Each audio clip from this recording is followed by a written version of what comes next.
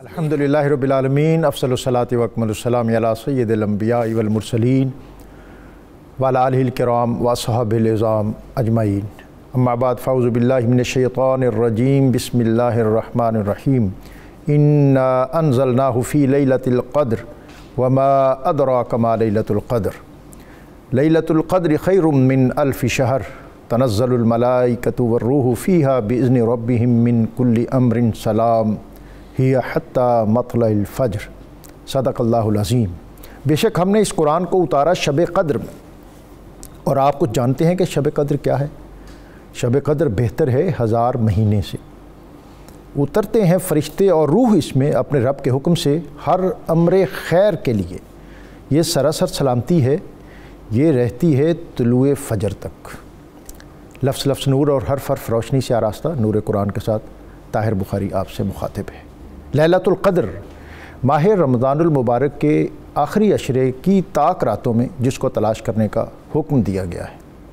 آج خود نبی اکرم رسول محتشم صلی اللہ علیہ وآلہ وسلم آپ کے اسوہ اور آپ کی احادیث سے جو آپ کے آخری عشرے کے معمولات معلوم ہوتے ہیں، اس کے مطابق یہ ہے کہ آپ ماہ رمضان المبارک کا یہ آخری عشرہ جب شروع ہوتا تو عبادت اور آپ کے معمولات میں یہ ہے کہ آپ کمر کس لیتے تھے، شد میزرہ، اور پھر آخری عشرے کی ان عبادات میں آپ اپنے اہل خانہ کو بھی شامل فرماتے، تہجد کا بالخصوص اہتمام فرماتے۔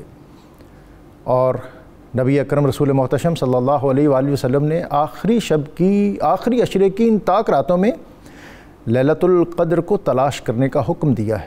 ایک طلب، تڑپ، کسک، سسک اور جستجو۔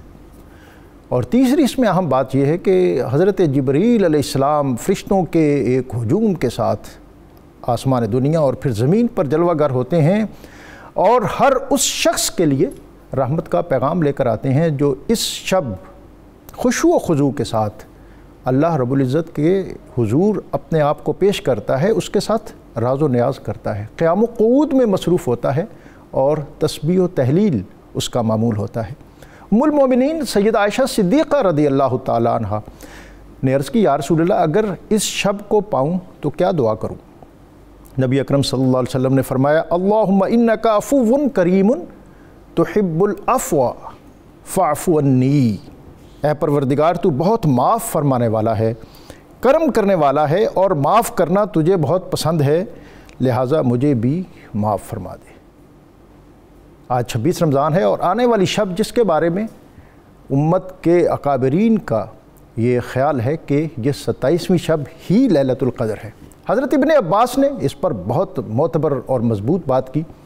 آپ کہتے ہیں کہ 27 جو ہے یہ لیلۃ القدر کا عدد 9 ہے، اور اس سورہ مبارکہ میں لیلۃ القدر 3 مرتبہ استعمال ہوا ہے، جس کو جمع کریں تو یہ 27 بنتا ہے۔ اور قرآن کے بہت بڑے عالم جن کو نبی اکرم رسول محتشم صلی اللہ علیہ وسلم نے اس ٹائٹل اور اعزاز سے نوازا، حضرت ابی بن کعب، وہ بھی یہی کہتے ہیں کہ 27ویں شب یعنی آنے والی شب یہی لیلۃ القدر ہے۔ لیلۃ القدر کی عطائیگی، اس کا سبب کیا ہے؟ نبی اکرم رسول محتشم صلی اللہ علیہ وآلہ وسلم اپنے صحابہ کے ساتھ تشریف فرما تھے، گزشتہ امتوں کے احوال سن رہے تھے، جان رہے تھے، اور ان کی طویل عمروں اور پھر ان عمروں نے طویل ریاضتوں اور عبادتوں، اور پھر اپنی امت کی مختصر عمروں، ان کا جان کر آپ کی طبیعت میں تھوڑی تشویش لائق ہوئی، تو یہ سورہ قدر نازل ہوئی کہ انا انزلناہ فی لیلۃ القدر وما ادراک ما لیلۃ القدر لیلۃ القدر خیر من الف شہر، کہ یہ لیلۃ القدر ایسی ہے جو 1000 مہینے سے بہتر ہے۔ 1000 مہینہ 83 سال بنتے ہیں، اور ہمارے اس خطے کی طبی عمر تو اس سے بہت کم ہے، شاید ہی کوئی 83 سال تک پہنچتا ہو۔ اس ایک شب کی عبادت اور ریاضت، اس میں اللہ تعالیٰ نے نبی اکرم رسول محتشم صلی اللہ علیہ وآلہ وسلم کے وجود سعید کی برکت سے اتنی اس میں اہمیت رکھ دی، اتنی وسعت اور برکت رکھ دی کہ اس ایک شب کا قیام 1000 مہینے سے بہتر، اور علماء کہتے ہیں کہ یہاں 1000 مہینے کا مطلب جو ہے یہ محض 1000 مہینہ نہیں ہے، بلکہ یہ کثرت پر دلالت کرتا ہے، یعنی اس کی برکتوں، رحمتوں اور اس کی نوازشوں اور اس کی عنایت نے اس شب میں بے حد و حساب ہیں۔ ایک تو اس کی سگنیفیکنس لیلۃ القدر کی یہ ہے، اور دوسری اس کے ساتھ انا انزلناہ فی لیلۃ القدر، کہ ہم نے اس قرآن پاک کو لیلۃ القدر میں نازل کیا۔ یہ ایک الگ سے اس کا اختصاص ہے جس پر آج ہم بات کریں گے، اور ہمارے ساتھ اس اہم موضوع پر گفتگو کے لیے ہمیشہ کی طرح بہت معتبر شخصیات تشریف فرما ہیں۔ علامہ مفتی محمد فاروق القادری صاحب، آپ ان سے واقف ہیں، اور وہ آپ سے ڈاکٹر غلام محی الدین صاحب، حافظ فیصل عمر، اختتام پر اللہ رب العزت کی بارگاہ میں حمد کا نذرانہ پیش کریں گے۔ ان کی طرف جانے سے قبل آج کا اسم مبارک القادر، ہر چیز پر قدرت رکھنے والا، اس اسم مبارک کی برکت یہ ہے کہ جو شخص کثرت کے ساتھ القادر کا ورد کرتا ہے تو اللہ تعالیٰ معاشرے میں اس کی قدر و منزلت کو بڑھا دیتا ہے۔ مفتی صاحب، آج کا اور 26 رمضان ہے، اور آنے والی شب بہت برکتوں والی ہے، اور اس شب کی جو خاص سگنیفیکنس ہے کہ سورہ قدر اور اس کا شان نزول اور آنے والی شب کی برکات، جناب۔ بسم اللہ الرحمن الرحیم۔ ڈاکٹر صاحب، آپ نے آج کی شب کے حوالے سے بہت جامع انٹرو دیا، جس میں اس شب کو ہر پہلو سے اس کی اہمیت کو، اس کے اجر و ثواب کو واضح کیا گیا۔ ہم تو نسبتوں کے قائل ہیں، اگر کسی رات کو کسی زاویے سے کوئی نسبت حاصل ہو جائے تو ہم اس رات کا بڑا احترام کرتے ہیں، اور اس رات میں عبادات کو اپنے لیے سعادت سمجھتے ہیں۔ سبحان اللہ۔ لیکن یہ وہ رات ہے جس کی فضیلت پر محض اشارتاً کسی نسبت کا لحاظ کرتے ہوئے ہم احترام نہیں کر رہے، بلکہ اس رات کی تعریف، اس کی تعظیم اور اس کی اہمیت اور اس کی فضیلت پر خود رب العزت نے پوری سورت نازل فرمائی۔ سبحان اللہ۔ اور سورت کا نام بھی اس رات سے موسوم کر دیا اور اس کو قدر فرمایا گیا۔ اس سورت کے شان نزول کو دیکھیں تو اس سے بھی اس رات کی فضیلت بہت عمدہ انداز میں واضح ہوتی ہے۔ علامہ قاضی ثناء اللہ پانی پتی رحمۃ اللہ علیہ نے یہ شان نزول نقل کیا ہے۔ وہ فرماتے ہیں کہ حضور رحمت کونین صلی اللہ علیہ وسلم نے اپنی امت کی مختصر عمروں کو دیکھا اور گزشتہ امتوں کی طویل عمروں کو ملاحظہ کیا، تو آپ نے اس پر اللہ تعالیٰ کے حضور اس بات کے حوالے سے عرض کی کہ مالک، میری امت کی عمریں مختصر ہیں تو یہ زہد و تقوی اور عبادات میں گزشتہ امتوں سے پیچھے رہ جائیں گے۔ تو رب العزت نے اپنے محبوب کے قلب مبارک کو تسلی بخشنے اور آپ کی خواہش کے عین مطابق یہ سورت نازل فرمائی، اور اپنے حبیب کو یہ خوشخبری دی کہ محبوب، آپ کی امت کی عمریں اگرچہ مختصر ہیں لیکن ہم انہیں ایک رات ایسی دے رہے ہیں کہ یہ ایک رات میں اگر عبادت کر لیں تو انہیں 83 سال 4 ماہ کی عبادت سے زیادہ کا اجر اور ثواب عطا ہو جائے گا۔ تو ایک شب کا یہ اجر ہے۔ اور میں یہاں پر ضمناً یہ کہہ دوں، اکابر علماء نے یہ کہا ہے کہ شب قدر میں قرآن عطا ہوا، اس لیے یہ رات افضل ہوئی، اور شب میلاد مصطفیٰ میں صاحب قرآن تشریف لائے۔ سبحان اللہ۔ اگر جس نسبت سے رات کو فضیلت حاصل ہے اس کا لحاظ کیا جائے تو شب میلاد شب قدر سے بھی افضل ہے۔ سبحان اللہ۔ ہم غور کریں تو اللہ تعالیٰ نے شب قدر کی اتنی فضیلت رکھی تو شب میلاد کی کتنی فضیلت ہوگی۔ تو اللہ نے حضور کے طفیل اس امت کو اجر و ثواب کے ذخائر جمع کرنے کے لیے مختلف نسبتوں سے مختلف اوقات میں برکات سمیٹ دیں۔ اب اس میں اللہ تعالیٰ نے جو آپ نے بھی اس کی وضاحت فرمائی کہ لیلۃ القدر خیر من الف شہر فرمایا۔ اور یہاں اس رات کی فضیلت کی ایک اور بات بھی پہلی آیت میں آ گئی، اِنَّا أَنزَلْنَاهُ فِي لَيْلَةِ الْقَدْرِ، کہ ہم نے قرآن کو اس رات میں اتارا ہے۔ یہ بھی اس رات کی فضیلت کی بہت بڑی وجہ ہے۔ کس حوالے سے 1000 مہینوں سے بہتر ہے رات؟ ایک قول آپ نے ذکر کیا، ایک قول اور بھی ہے۔ دو اس میں مفسرین اکرام نے بنیادی قول نقل کیے ہیں۔ ایک وہ کہتے ہیں کہ جو بندہ اس ایک رات کو عبادت کرے، یہ رات کی عبادت 83 سال اور 4 مہینوں کی عبادت سے بہتر ہے، زیادہ ہے۔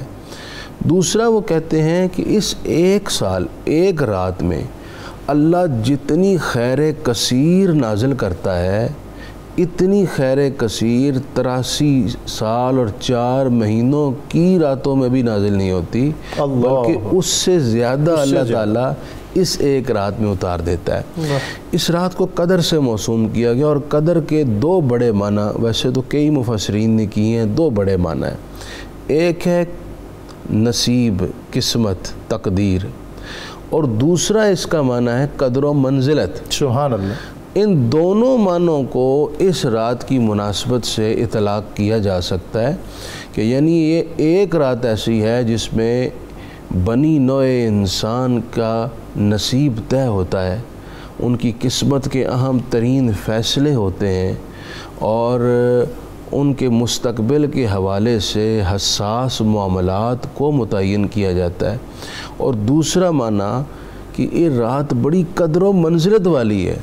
جو اس رات کو زندہ کرے، اس رات میں عبادت کرے، اس رات کو اپنے رب کی یاد میں بسر کرے، اللہ تعالیٰ اس کو قدر و منزلت عطا فرما دیتا ہے۔ اچھا، میں دوبارہ آپ کی خدمت میں حاضر ہوں گا تو میں یہ چاہوں گا کہ میں جانوں، ظاہر ناظرین بھی جانیں گے کہ کس طرح اس رات کو بسر کرنا چاہیے۔ بہتر، تقریباً تراویح سے 10 بجے فارغ ہو جاتے ہیں، صبح 3 بجے تک یہ تقریباً 5 گھنٹے بنتے ہیں۔ ان 5 گھنٹوں میں ہم کیا عمل کریں کہ جس سے ہم قانونی طور پر یہ سمجھ سکے کہ ہم نے اس رات میں عبادت جو ہمیں کرنی چاہیے تھی وہ ہم نے کر لی؟ شاید حق تو ادا نہ کر سکے، لیکن اب مقدور بر جو کوشش۔ ڈاکٹر صاحب، آج کا موضوع آپ کے سامنے ہے، اس کی فضیلت اور اہمیت، اور پھر اس میں نزول قرآن۔ جناب جی قبلہ ڈاکٹر صاحب، ابھی جس طرح مفتی صاحب نے اس کے فضائل کے حوالے سے بنیادی باتیں اہل نظر کے سامنے رکھیں، آپ دیکھتے ہیں کہ نبی اکرم صلی اللہ علیہ وآلہ وسلم حضور نے لفظاً اس کے بارے میں جو ارشاد فرمایا، من قام لیلۃ القدر ایمانا و احتسابا غفر لہ ما تقدم من ذنبہ، کہ ہر وہ شخص جو ایمان و یقین کے ساتھ لیلۃ القدر میں قیام کرے گا تو اللہ تبارک و تعالیٰ کی ذات برکات اس کے پچھلے گناہ معاف فرما دے گی۔ جو یہ بنیادی طور پہ، اسی طرح دوسرے مقام پہ آپ علیہ السلام نے فخراً اس رات کی فضیلت کو بیان کرتے ہوئے ارشاد فرمایا کہ ان اللہ تعالی وہب لامتی لیلۃ القدر لم یعطیہا۔ حضور فرماتے ہیں کہ اللہ کریم نے یہ لیلۃ القدر میری امت کو عطا کی، لم یعطیہا من کان قبلہ، اس سے پہلے جتنی امتیں ہیں ان میں سے کسی کو یہ برکت والی رات نہیں ملی جو اللہ کریم نے میری امت کو عطا کی۔ اب یہ بھی دیکھیں، یہ فضیلت واقعی پہلے کسی کو نہیں ملی۔ پہلے دور میں فرشتے جن جن کو سلام کرتے تھے ان کو یہ شرف ملتا تھا کہ جس وقت انہوں نے آ کے حضرت جناب سیدنا ابراہیم علیہ السلام سے فرشتوں نے آ کے سلام کیا تو نار نمرود کے شعلے بھی ان کی طرف نہ بڑھ سکے۔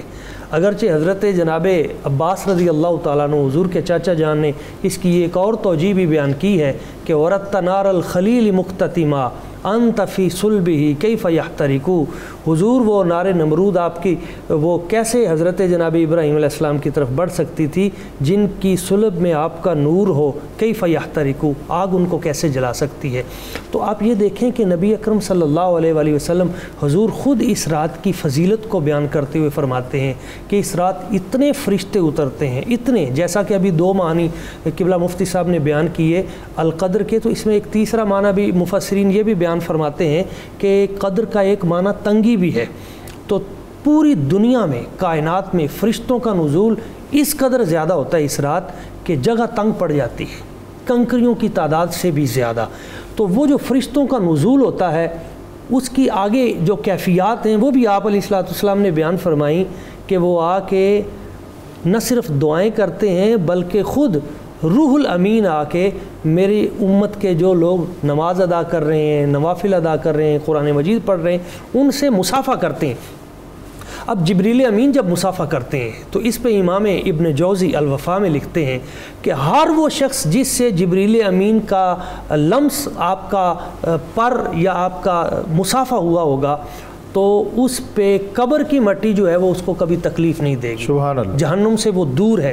تو پہلے دور میں اور قیامت والے دن بھی الملائکۃ یدخلون علیہم من کل باب سلام علیکم، جنتیوں کو جنت میں جانے سے پہلے فرشتے سلام کریں گے، ہر نبی کی امت کو فرشتے وہاں جنت سے پہلے سلام کریں گے، مگر حضور کی امت کی یہ خصوصیت ہے کہ فرشتے یہاں آ کر حضور کے امتیوں کو سلام کرتے ہیں اور ان سے مصافحہ کرتے ہیں۔ ڈاکٹر صاحب آپ نے ابتدا میں جیسے، اور میں نے مفتی صاحب سے بھی عرض کیا، آپ بھی یقیناً اس میں کچھ اپنی رائے شامل کریں گے، جیسا آپ نے حدیث شریف خود بھی من قام لیلۃ القدر ایمانا و احتسابا، جی جی، یہ قیام جو ہے اس شب میں، مفتی صاحب بھی ان سے بھی میں رہنمائی لوں گا، بڑی ضرورت ہے اس چیز کی کہ یہ قیام جو ہے اس کی سگنیفیکنس، اس کی حدود و قیود، اس کی شرائط، اس کے لوازمات کیا ہیں؟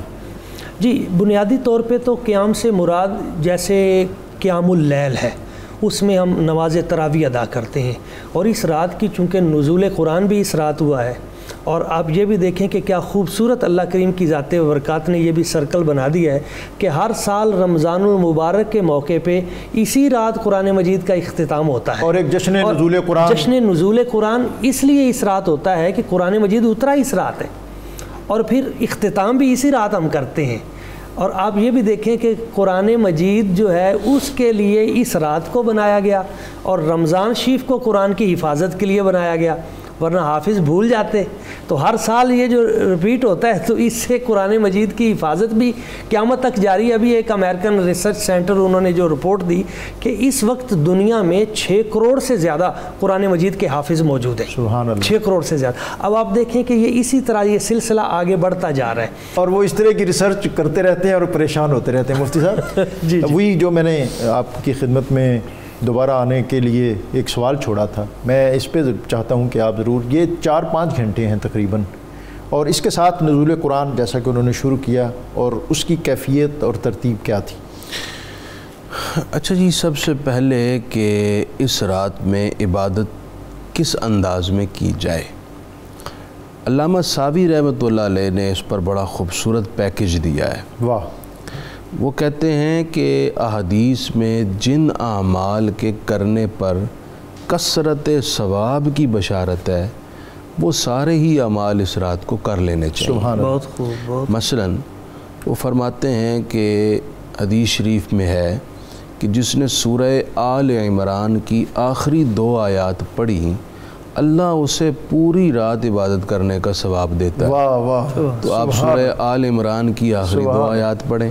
سبحان اللہ! سورہ یہ ناظرین بڑی اہم بات ہے، آج ہم رہنمائی لے رہے ہیں کہ آنے والی شب جو ہے اس کی برکات ہم زیادہ سے زیادہ کس طرح سمیٹ سکتے ہیں۔ تو مفتی صاحب نے جو پہلی بات کہی ہے اس کو تو ضرور نوٹ کر لیں کہ ایک تو تراویح کا اہتمام کریں، اور پھر وہ سارے اعمال جن کو کرنے کا نبی اکرم صلی اللہ علیہ وسلم نے حکم دیا ہے، اور ابتدائی جو پہلی بات انہوں نے کہی ہے کہ سورہ آل عمران کی آخری 2 آیات جس نے اس کو پڑھ لیا اس نے گویا اس رات کی برکات کو اپنے لیے لازم کر لیا۔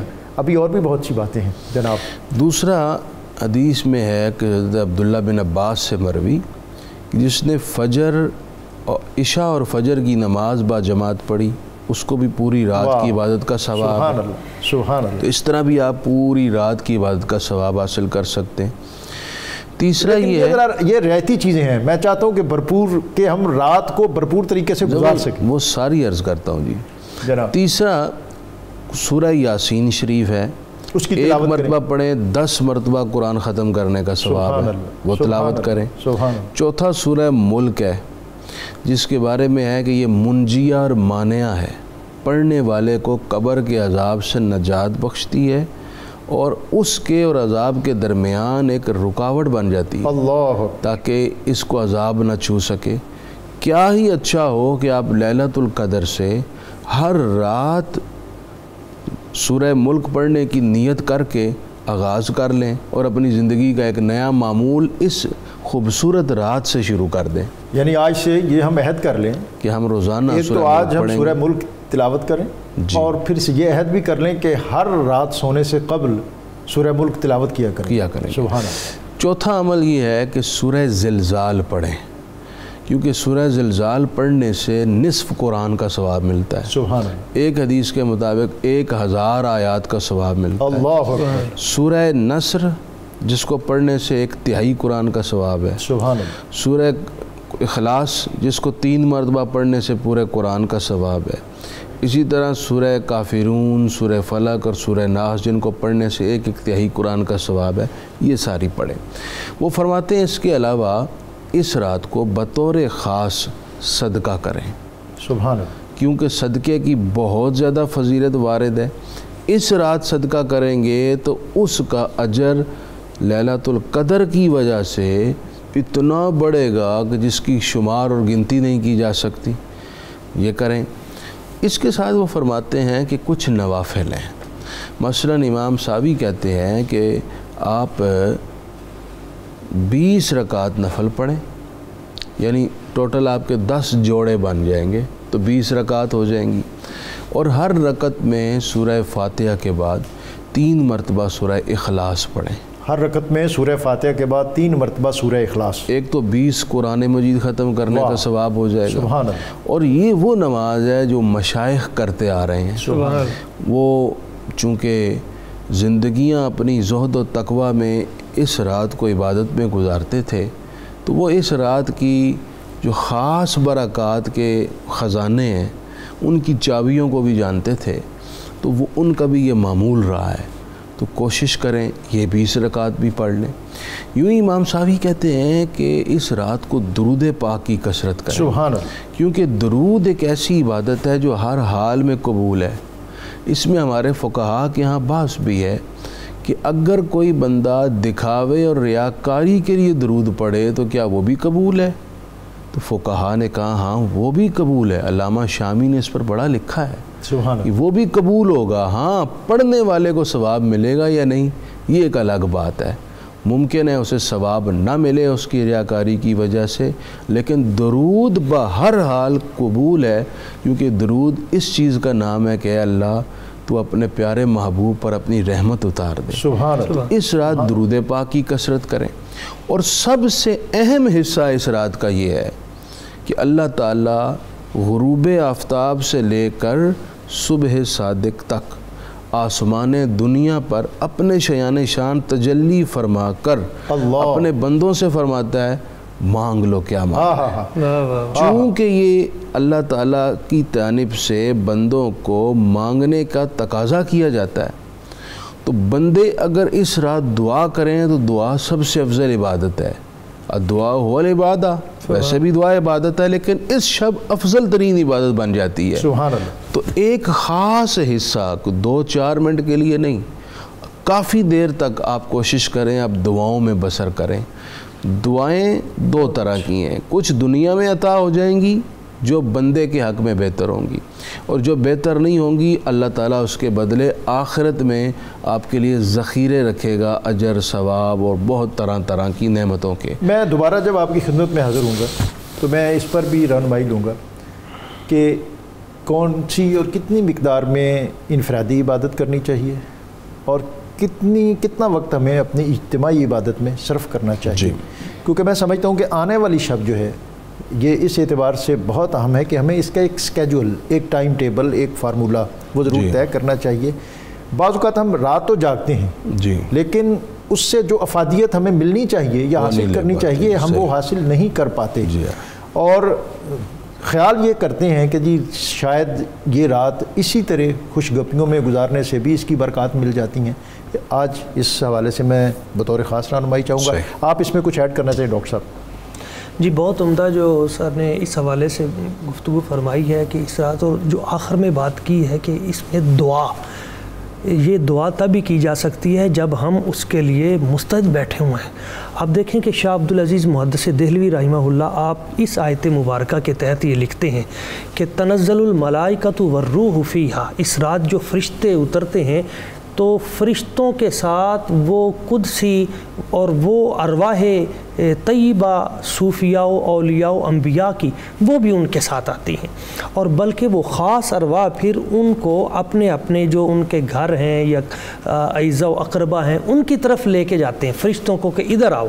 اب جب وہ لے کے آئیں اور آگے جو وہ گھر والے ہیں وہ آرام کر رہے ہوں یا سوئے ہوں تو اس میں پھر ان کی بھی سبکی ہوتی ہے، ان کو بھی پریشانی ہوتی ہے۔ تو اس لیے بھی آج کی رات چاہیے، یعنی آج کی رات جو ارواح ہیں جی جی جی وہ اپنے گھروں کو آتی ہیں، اور فرشتوں کو چونکہ وہ بھی اعلیٰ علیین میں ہوتی ہیں نیکوں کی ارواح، تو وہ فرشتوں کو ساتھ لے کے آتی ہیں۔ اللہ، اس لیے یہ ضروری ہے کہ ہم ان کی عزت کا بھی خیال رکھیں کہ وہ آئیں اور پھر ہم کسی اور اس پہ جو شیخ جلال الدین تھانیسری رحمہ اللہ، یہ خاندان چشتیہ کے بہت عظیم چشتیہ سلسلہ صابریہ کے، اور یہ حضرت شیخ عبد القدوس گنگوئی رحمہ اللہ ان کے خلیفہ بھی ہیں، وہ کہتے ہیں کہ الروح سے مراد 4 چیزیں ہیں۔ الروح سے ایک تو مراد ہے جبریل امین، روح الامین، اور دوسرا وہ کہتے ہیں روح اللہ سے مراد حضرت عیسیٰ علیہ السلام کی ذات ہے، وہ بھی آتے ہیں، اور تیسرا وہ کہتے ہیں کہ الروح سے مراد ایک ایسا پروٹوکول والا فرشتوں کا دستہ ہے جو اللہ کریم نے اسپیشل تخلیق ہی اس رات لیلۃ القدر میں اتارنے کے لیے کیا۔ میں ڈاکٹر صاحب کوئی کالر ہے ہمارے ساتھ، وہ بھی آپ کے ساتھ گفتگو میں شامل ہونا چاہتے ہیں۔ جی السلام علیکم۔ وعلیکم السلام۔ جی طاہر صاحب آپ کو خوش آمدید عارف والا سے۔ اچھا جی ڈاکٹر صاحب میری بات یہ ہے کہ میں عارف والا سے بات کر رہا ہوں جناب۔ جی لیلۃ القدر میں تہجد کا ٹائم ہے کہ وہ سونے کی کب تہجد ہوتی ہے، اس کے بارے میں کیا معلومات ہے؟ لیلۃ القدر میں تہجد کا وقت کب ہوتا ہے؟ ایک اور کالر ہے ہمارے ساتھ ظفر اقبال صاحب۔ جی السلام علیکم۔ جی بہاولپور سے آپ کو خوش آمدید۔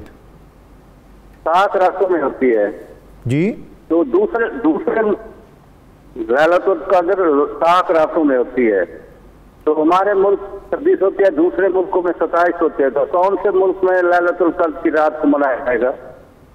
جی یہ انہوں نے پوچھا ہے کہ جو ہمارے ہاں رات ہے تو دوسرے ملک میں دوسرے خطے میں دن ہے، تو ایسی صورت میں یہ برکات جو ہیں یہ اس وقت ان کا نزول کہاں اور کس طرح ہو رہا ہوگا؟ ہمارے ہاں ہو رہا ہوگا، اور یہ یہاں اس وقت ہے تو وہاں کس طرح ہو رہا ہوگا؟ اور ایک اور کالر ہے مقبول صاحب۔ جی السلام علیکم۔ جی مندری سے آپ کو خوش آمدید۔ ہاں ڈاکٹر صاحب، شب قدر کی رات میں کون سی بات زیادہ سے زیادہ کرنی چاہیے، کون سی بات زیادہ کرنی چاہیے، نفل کون سے پڑھنے چاہیے اور ان میں کیا پڑھنا چاہیے؟ جی آپ کی بات دوبارہ مفتی صاحب کے آگے، اور آج تو ہم باتیں یہی کریں گے، لیکن مفتی صاحب نے آج بڑے بسیط انداز میں ہمارے ناظرین کو، آڈینس کو، آج خود میں اس چیز کا بڑا شائق تھا کہ جانوں کہ یہ رات کس طرح بسر ہو، تو مفتی صاحب نے بڑی تفصیل کے ساتھ بتایا کہ اس کا ایک حصہ قرآن پاک کی تلاوت، اور جس میں انہوں نے سورہ یاسین، سورہ ملک، سورہ زلزال، سورہ نصر، اور پھر آخری صورتیں جس میں سورہ فلق اور ناس، اس کی تلاوت، اور اس کے ساتھ ایک خاص ترتیب کے ساتھ 20 نوافل جس میں سورہ فاتحہ کے بعد 3 مرتبہ سورہ اخلاص، اور اس کے ساتھ جو ابھی ہمیں مفتی صاحب نے فرمایا کہ نبی اکرم رسول محتشم صلی اللہ علیہ وسلم کی بارگاہ میں ہدیہ درود و سلام کثرت کے ساتھ بھیجیں، اور دعا جو از خود عبادت ہے بہت انہماک کے ساتھ، یکسوئی کے ساتھ، کنسنٹریشن کے ساتھ، توجہ کے ساتھ، کہ دعا کو عبادت کا مغز کہا گیا ہے، اپنی عبادت مناجات اللہ رب العزت کی بارگاہ ہم نے پیش کریں کہ یہ رات جو ہے یہ بہت عزتوں، عظمتوں اور برکتوں کی حامل ہے۔ اس میں دعاؤں کی قبولیت کے لیے اللہ رب العزت اپنی خاص شان سے جلوہ آرائی فرماتا ہے۔ بہرحال یہ سوالوں کے جواب بھی لیں گے، اور ابھی اس پر مزید ہم گفتگو اپنے اسکالر سے کریں گے۔ ملتے ہیں ایک مختصر سے وقفے کے بعد۔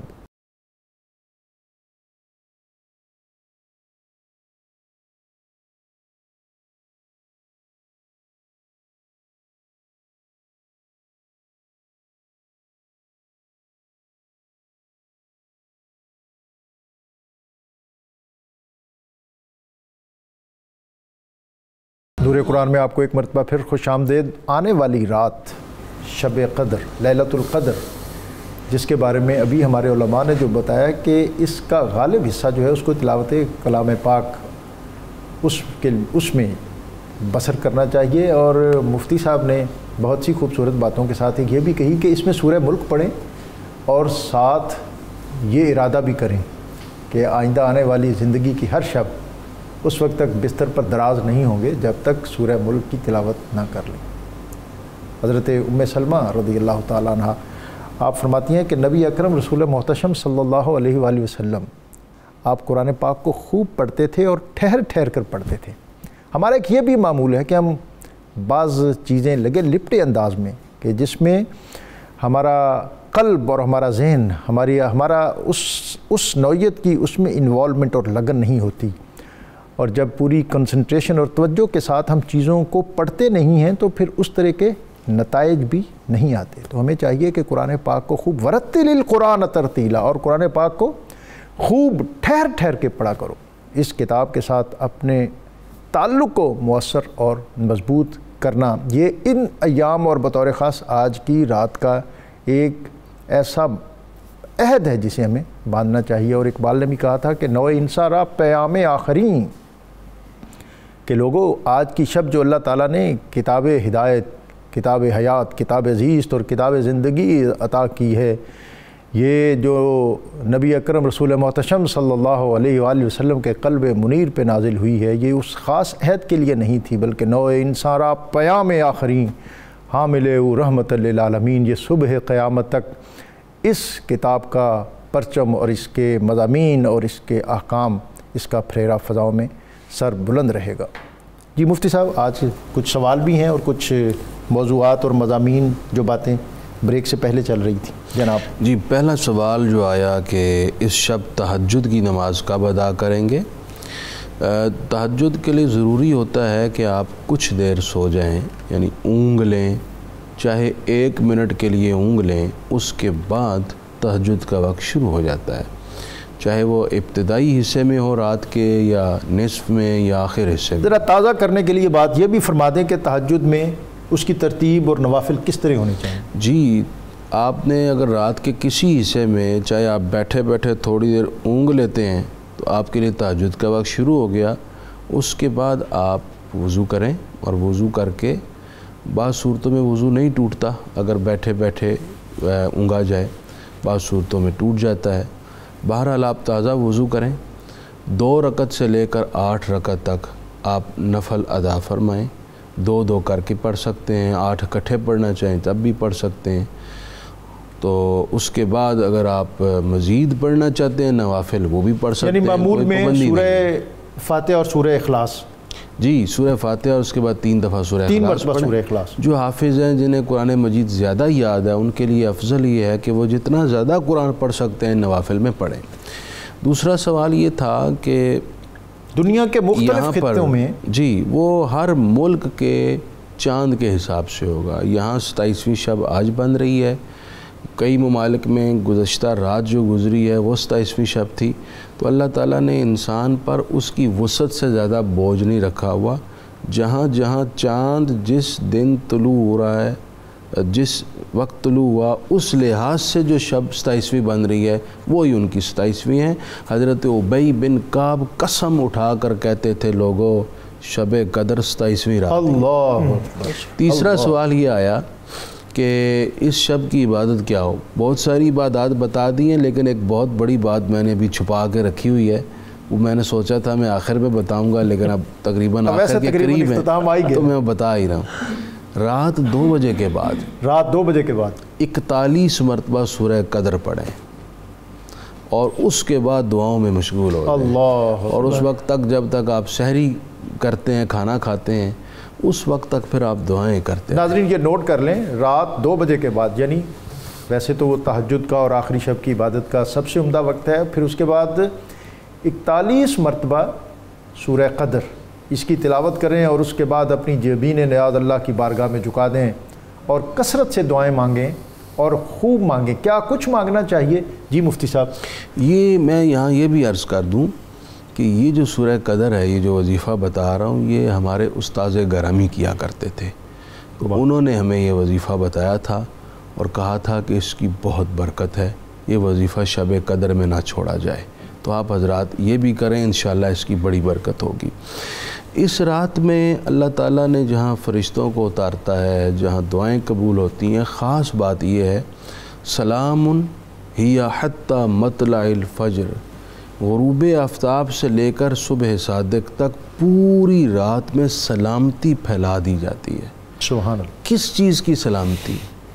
اب اس میں کوئی قید نہیں لگائی گئی، ہر قسم کی سلامتی اس رات اترتی ہے، چاہے آپ صحت کی سلامتی چاہتے ہیں، کاروبار کی سلامتی چاہتے ہیں، اپنے فیملی اور خاندان اور کنبے کی سلامتی چاہتے ہیں، آپ اپنے ملک، قوم، امت مسلمہ کی سلامتی چاہتے ہیں، آخرت کی سلامتی چاہتے ہیں، ایمان کی سلامتی چاہتے ہیں، ہر طرح کی سلامتی کا نزول آج کی رات ہوتا ہے۔ یعنی طلب بھی کرنی چاہیے سلامتی کی بطور طلب خاص اس دیکھیں نا، وقت امت اور انسانیت جس کرب میں ہے، جی بالکل، کووڈ-19 کے سبب ہماری بستیاں ویران ہو رہی ہیں، تو میں چاہوں گا کہ آپ ضرور لوگوں کو یہ تلقین کریں کہ اس سے نجات کے لیے بھی میں یہی عرض کر رہا ہوں، چونکہ اللہ تعالیٰ نے سلام خود فرمایا ہے تو بتا دیا ہے کہ اس رات ہماری طرف سے سلامتی اترتی ہے، تو تم سلامتی کے طالب بن جاؤ۔ سلام قولا من رب الرحیم فرما کر اہل جنت پر جو نعمت ہوگی اس کا بھی ذکر سلام سے کیا،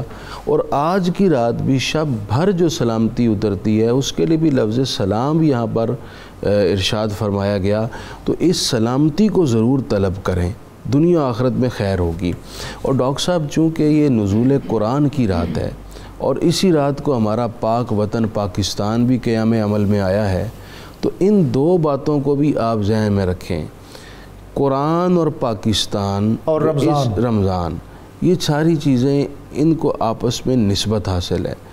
پاکستان شب قدر میں ملا اور یہ نزول قرآن کی رات ہے، اس سے یہ بات سمجھ میں آئی کہ پاکستان کا قیام اور پاکستان کی بقا قرآن سے نسبت میں ہے۔ بہت اگر اس قرآن کو ہم پاکستان کو قرآن کے سائے میں رکھیں گے، اس پاکستان کی بقا اللہ تعالیٰ کے ہاں سے ہمارے لیے عطا ہوگی اور یہ لازم ہوگی۔ اور یہ بالکل مفتی صاحب آپ درست فرما رہے ہیں۔ اقبال سے بھی کسی نے پوچھا تھا کہ جس خطے کی بات کرتے ہو وہ کیا ہے، اس کا دستور کیا ہوگا، آئین کیا ہوگا، تو اس نے کہا تھا کہ تو ہمیں دانی کے آئینے تو چیست، زیر گردوں سر تمکینے تو چیست، کہ تو جانتا نہیں کہ تیرا آئین کیا ہے، دستور کیا ہے، نظام حیات کیا ہے، اور تو اس نظام حیات کا پابند ہے کہ کتاب زندہ قرآن حکیم، حکمت او لا یزال استو قدیم، نو انسان را پیام آخرین، حامل او رحمت للہ۔ ڈاکٹر صاحب قرآن پاک کے نزول کی رات ہے، انا انزلناہ فی لیلۃ القدر، ہم کہتے ہیں کہ پورا قرآن پاک نازل ہو گیا۔ بالکل صحیح۔ دوسری طرف ہم دیکھتے ہیں کہ تقریباً 23 سال کا پورا عرصہ ہے جس میں نجمن یہ نازل ہوا۔ بالکل صحیح۔ اس کی تطبیق ہم کس طرح کریں؟ دیکھیں جی، اس میں تو واضح طور پہ ہے، قرآن مجید میں دونوں طرح کے الفاظ ہیں، ایک مقام پہ انزلنا ہے تو دوسرے مقام پہ ونزلناہ تنزیلا ہے۔ اب جہاں انزال کا ذکر ہوتا ہے تو یہ دفتن ہے، اکٹھا، اور اس میں مفسرین یہ فرماتے ہیں کہ لوح محفوظ سے لیلۃ القدر کی رات اللہ کریم نے پہلے آسمان پہ بیت العزت کے مقام پہ قرآن مجید کو اتارا، اور وہ اکٹھا اتارا، جس کو انا انزلناہ، یعنی یہ اس رات جو ہے، اس رات یہ لوح محفوظ سے بیت العزت پر یک بارگی نازل ہو گیا، اور یک بارگی نازل ہونا جو ہے یہ انزلناہ ہے، انزلہ ینزلو انزال باب افعال، یعنی کسی کام کا یک بارگی ہونا، دفتن ہونا، اور پھر وہاں سے بیت العزت سے پھر نبی پاک صلی اللہ علیہ وسلم کے قلب منور پر یہ 23 سال کے عرصے میں نجمن اس کو ہم کہتے ہیں تدریجن، جیسے جیسے ضرورت پڑی، کبھی بدر میں، کبھی احد میں، کبھی سفر میں، یعنی یہ تنزیل ہے، یہ تنزیل تفعیل کے وزن پر، جی کام تھوڑا تھوڑا ہوتا رہے اب تسلسل کے ساتھ آہستہ آہستہ، جی تو یہ انزال اور تنزیل اس کے حوالے سے ہے۔ دوسرا آپ دیکھتے ہیں کہ قرآن مجید جو نازل ہوا آخر بیت العزت پہ اس رات، تو اس رات کے کچھ اور بھی خصائص ہیں، فرشتوں کی تخلیق بھی اس رات ہوئی تھی، سبحان اللہ، اس لیے فرشتے دنیا میں بھی بھیجے جاتے ہیں۔ اور اسی طرح اللہ کریم کی ذات برکات نے بنی اسرائیل کی توبہ بھی اس رات قبول کی تھی، اور ہماری توبہ جو ہے اس کے لیے بھی یہ ایک بڑا خوبصورت رستہ ہے۔ اور ایک چیز جو آپ قرآن مجید کے حوالے سے ارشاد فرما رہے ہیں، قرآن مجید کے کچھ حقوق بھی ہیں ہم پہ واہ، جن کو ادا کرنا بڑا ضروری ہے۔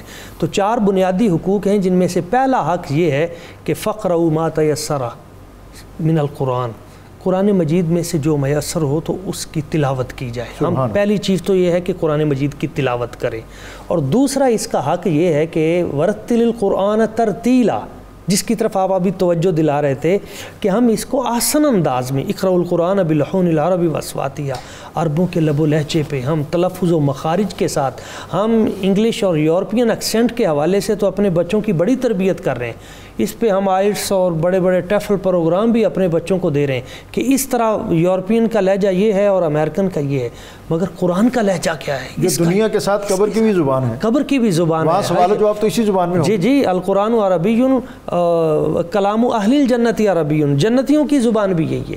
تو اسی طرح تیسرا اس کا جو ہے وہ یہ ہے کہ جب ہمیں قرآن اچھا پڑھنا آ جائے تو پھر قرآن مجید کو حفظ کرنا، اس میں سے سارا نہیں اگر کوئی کر سکتے تو کچھ نہ کچھ، بل ہوا آیات بینات فی صدور الذین اوتوا العلم، اوت العلم جن کو علم دیا گیا ان کے صدور میں آیتیں ہونی چاہیے، صرف یہ نہیں ہے کہ ریٹن صورت میں۔ اور چوتھا اس کا حق یہ ہے کہ ہم پھر اس قرآن مجید کی صرف آیتوں کو حفظ نہ کریں بلکہ اس کے معنی و مطالب جو ہیں وہ بھی اخذ کریں، اور معاصرانہ جو صورتحال ہے دیگر تہذیبوں کے ساتھ کلیش آف سویلائزیشن کی روشنی میں ہم قرآن مجید کی روشنی سے اس کا حال دیکھیں، امت کو پھر صحیح راستے کی طرف لے کے جائیں۔ اور پھر پانچواں اس کا جو حق ہے وہ یہ ہے کہ ہم اس قرآن مجید کو اپنی عملی زندگیوں پہ لاگو کر لیں۔ یہ صرف چومنے کی کتاب نہیں ہے، یہ فیصلوں کی کتاب ہے، یہ قانون کی کتاب ہے، اس میں نکاح و طلاق ہو یا کوئی بھی زندگی کا مسئلہ ایسا نہیں ہے جس میں قرآن مجید ہماری رہنمائی نہیں کرتا۔ بہت اہم بات ڈاکٹر صاحب آپ نے کی کہ اس کو عملی زندگی میں نافذ کریں، اور وہ اقبال نے کہا تھا کہ تیرے وجود پہ جب تک نہ ہو نزول کتاب، گرا کشا ہے نہ راضی نہ صاحب کشا۔ بہت خوب۔ کہ اس نے بچپنے میں قرآن پڑھتے تھے تو ان کے والد جو صوفی بزرگ تھے وہ کہتے ہیں آتے تو مجھے دیکھتے کہ قرآن پڑھ رہا ہے اور مجھ سے پوچھتے بیٹا کیا کر رہے ہو، کہتے میں بابا جی قرآن پڑھ رہا ہوں، اور کہتے دل میں خیال آیا کہ دیکھ تو رہے ہیں کہ قرآن پڑھ رہا ہوں۔ تو ایک دن انہوں نے کہا کہ اصل میں مجھے پتہ ہے تم قرآن پڑھ رہے ہو، لیکن کہنا تجھے یہ چاہتا ہوں کہ اس کو ایسے پڑھو جیسے تم پر نازل ہو رہا ہے۔ جی مفتی صاحب، جی قرآن کے نزول کی رات ہے، نحن نزلنا الذکر وإنا لہ لحافظون، کہ ہم نے اس قرآن کو اتارا اور ہم ہی اس کی حفاظت کریں گے۔ تاریخ شاہد ہے کہ دنیا میں کوئی کتاب اس طرح محفوظ نہ رہی جس طرح قرآن محفوظ ہے اور محفوظ رہے گا۔ سبحان اللہ۔ دوسری بات یہ ہے کہ دنیا میں ایسی کوئی معتمد کتاب نہیں ہے جو جس طرح نازل ہوئی ہو ویسے ہی موجود ہو، وہ صرف قرآن مجید ہے۔ اللہ تعالیٰ نے قرآن مجید کے محفوظ رکھنے کے لیے 2-3 طرح کے مختلف، ویسے تو کئی طرح کے امت کے درمیان اسباب پیدا کیے۔ پہلا سبب حفظ قرآن ہے۔ اللہ تعالیٰ نے حفظ کے لیے اس قرآن کو آسان کر دیا۔ نمبر 2، حفظ کے لیے لوگوں میں جستجو اور شوق پیدا کر دیا۔ لوگ حفظ کرنے پر آج بھی فخر کرتے ہیں۔ سبحان اللہ۔ لوگ اپنے بچے کو ڈاکٹریٹ کرا کر اتنا خوش نہیں ہوتے جتنا ان کا بچہ حفظ قرآن کر لے تو خوش ہوتے ہیں۔ اور یہ اللہ نے دلوں میں جستجو رکھی ہے۔ لوگوں سے سنا، یعنی جو بازام کوئی دیندار طبقہ نہیں، پڑھے لکھے لوگ ہوتے ہیں، وہ کہتے ہیں کہ جب ہم نے بچے کو قرآن حفظ کروایا اور اس کے بعد وہ معمول کی اپنی ایجوکیشن کی طرف آیا تو وہ اپنے جو ہم سبق تھے اس کا ذہن ان سے زیادہ آگے نکلتا ہے۔ بالکل۔ اصل میں قرآن اللہ کا نور ہے اور اس سے دل و دماغ روشن ہوتے ہیں، اس سے یاداشت میں حافظے میں اضافہ ہوتا ہے۔ اور حضرت علی المرتضیٰ کا بھی فرمان ہے جی، اس پہ آپ نے مسواک کے حوالے سے، اور دوسرا روزے کے حوالے سے، اور تیسرا قرآن پاک کے حوالے سے، اس سے یاداشت اور حافظہ تیز ہو جاتا ہے۔ اور اسی طرح اللہ تعالیٰ نے قرآن مجید کو کتابت عطا کر کے بھی اس کو محفوظ کرنے کا اہتمام کیا۔ حضرت صدیق اکبر رضی اللہ تعالیٰ عنہ کے دور میں جب یمامہ کے مقام پر 700 حفاظ شہید ہو گئے تو اس وقت صحابہ کرام کے درمیان مشاورت ہوئی اور قرآن مجید کو باقاعدہ جمع کیا گیا۔ مختلف چیزوں پر قرآن مجید لکھا ہوا تھا، کہیں کسی پتے پر تھا، کسی کھال پر تھا، اس کو جمع کیا گیا کتابی صورت میں۔ سیدنا عثمان غنی کے دور میں اسلام کے سرحدوں کو وسعتیں حاصل ہوئیں، تو قرآن مجید کی مختلف قراءتیں، کیونکہ 7 احرف میں نازل ہوا ہے تو مختلف قراءتیں تھیں اور اس میں اختلافات بھی پیدا ہو رہے تھے، تو عثمان غنی نے ایک ہی قراءت لغت قریش میں جمع کر کے قرآن مجید کو کتابی صورت میں لا کر سارے عالم میں جہاں جہاں مسلمان آباد تھے وہاں قرآن مجید کا ایک نسخہ بھیجا۔ اسی کا پھر تسلسل آج تک ہے، اور ہر دور میں تواتر کے ساتھ اتنی بڑی جماعت اس کو آگے منتقل کرتی رہی جن کا کسی غلطی پر جمع ہونا عقل کے نزدیک ممکن نہیں تھا۔ اس لیے دنیا کی اتھینٹک ترین کتاب قرآن مجید ہے، جیسے نازل ہوئی بغیر ایک حرف کے آگے پیچھے ہوئے ویسے ہی وہ کتاب آج بھی موجود ہے اور صبح قیامت تک رہے گی۔ اور آج کا میں میسیج یہ دینا چاہ رہا ہوں، جیسے ڈاکٹر صاحب نے کہا، میں اسی کی توثیق کرتا ہوں، قرآن کا اصل مقصود ہے اس کا فہم، اس کو سمجھنا اور اللہ کے اس خط کے مطابق اپنی زندگی کو بسر کرنا۔ اس کتاب کو آپ الماریوں سے نکالیں، اپنے پڑھنے کی عادت بنائے۔ میں نے ایسے لوگوں کو دیکھا ہے جنہوں نے باوجود اس کے کہ اپنی بہت ساری مصروفیات ہیں، انہوں نے ایک باقاعدہ ایک قاری رکھ کر اپنے آفس میں، جب قاری صاحب آتے ہیں پھر وہ مجبوراً اٹھ کر، تاکہ میں اپنے آپ کو باؤنڈ کر سکوں کہ میں نے اس کی تلاوت کو کیسے کنٹینیو کرنا ہے، اور آنے والے کا چونکہ حق فائق ہو جاتا ہے، جیسے قاری صاحب آتے ہیں تو پھر ظاہر ہے آپ کو بھی اپنی مصروفیت ترک کر کے ان کے سامنے دوزانو ہونا پڑتا ہے۔ یہ ایک اچھا بہت عمدہ طریقہ ہے، اس کا اہتمام ہمیں بھی کرنا چاہیے، اور ہمارے علماء نے آج جو ہمیں بتایا کہ اپنی زندگیوں میں پاکیزگی لائیں، کیونکہ یہ پاکیزگی جہاں ہوگی وہیں اللہ کی رحمت ہوگی۔ اور امام شافعی نے بھی ایک بڑا ان کا معروف شعر ہے کہ شکوت الی وکیع سوء حفظی، کہ میں نے امام وکیع سے اپنے سوء حفظ اور ان امور کی طرف بھرپور توجہ نہ ہونے کا شکوہ کیا، فاوصانی الی ترک المعاصی، تو انہوں نے مجھے وصیت اور نصیحت کی کہ تو گناہوں کو ترک کر دے۔ اور آپ نے فرمایا کہ فإن العلم نور من الہ، یہ علوم نبوت جو ہیں، یہ علوم کتاب جو ہیں، یہ اللہ کے نوروں میں سے نور ہیں۔ فإن العلم نور من الہ ونور اللہ لا یعطی لعاصٍ، اور اللہ کا نور جو ہے یہ کسی ناپاک برتن میں نہیں آتا۔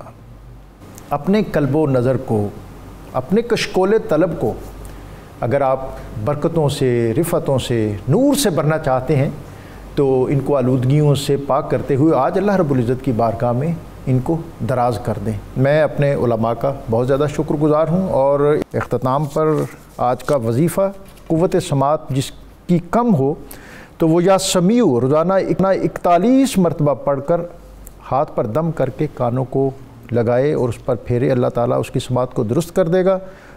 جناب حافظ فیصل عمر حمد باری تعالیٰ کے لیے۔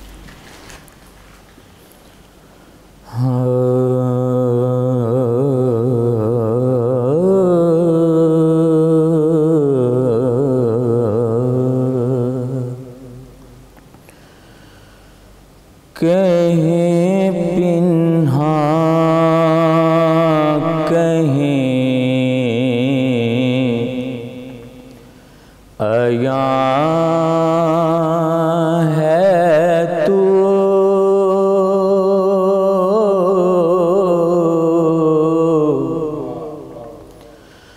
کہیں پنہاں کہیں عیاں ہے تو، کون جانے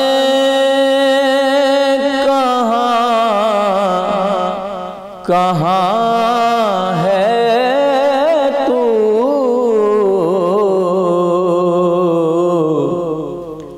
کہیں پنہاں کہیں عیاں ہے تو۔ پردوں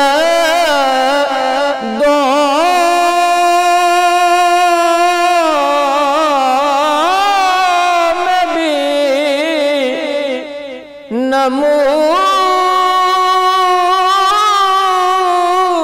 نمود تیری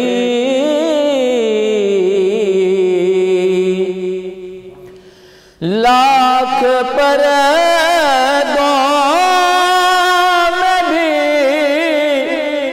نمود تیری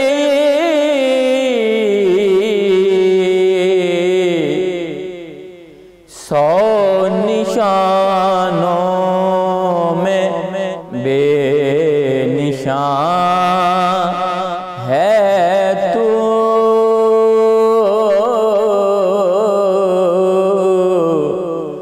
سو نشانوں میں بے نشان ہے تو کون جانے کہاں ہے تو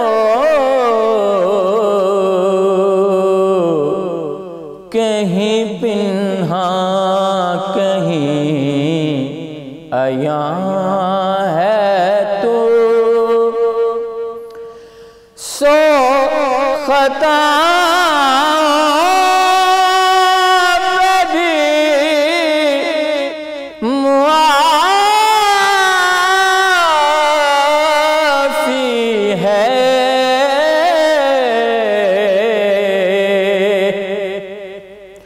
سو خطا پہ بھی معافی ہے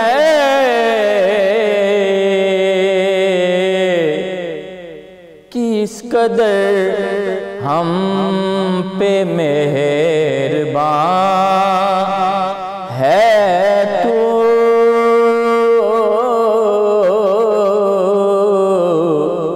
کس قدر ہم پہ مہربان